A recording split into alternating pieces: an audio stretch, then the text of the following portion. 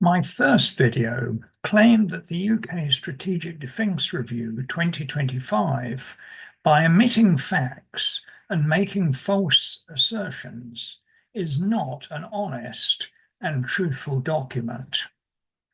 The three SDR reviewers take direct responsibility for this.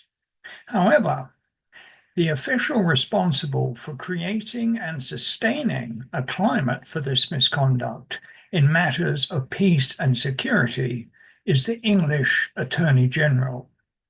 This video explains how this arose from a defining legal case in 1998 and 2000, which foresaw that a great power war was a likely, if not inevitable, outcome of the peace settlement in 1990 that ended the Cold War.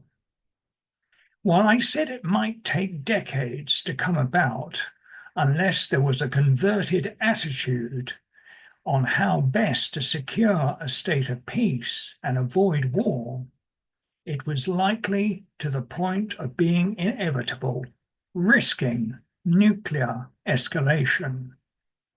The Attorney General was given the means to help avoid or mitigate a great power war, for example, between NATO and Russia, but rejected it without reason, even when judicially endorsed.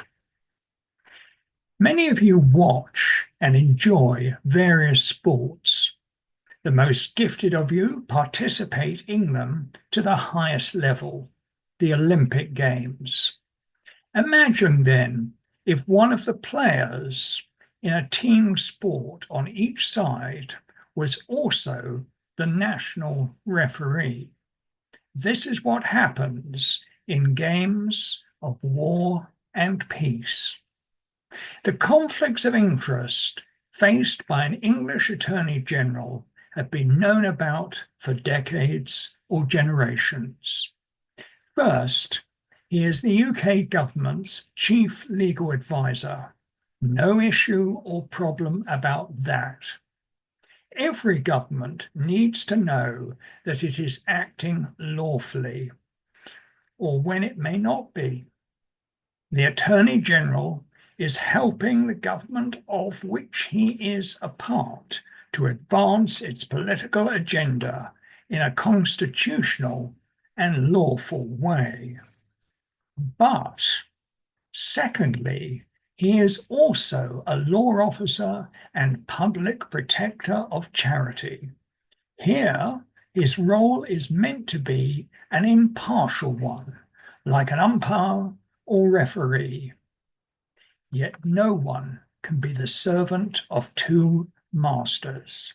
Inevitably, his political interests, however sincerely he tries to put them aside, are likely to predominate. The charity law case, which reveals the Attorney General's fundamental conflict of interest, is the Project on Demilitarisation, or Prodem for short. This case goes to the heart of the first duty of government, the peace and security of its people. The second part of this video will tell the graphic story of skullduggery in high places that was to decisively affect your future peace and security, and what I declare is the biggest cover-up in the modern history of English civil law that continues to this day.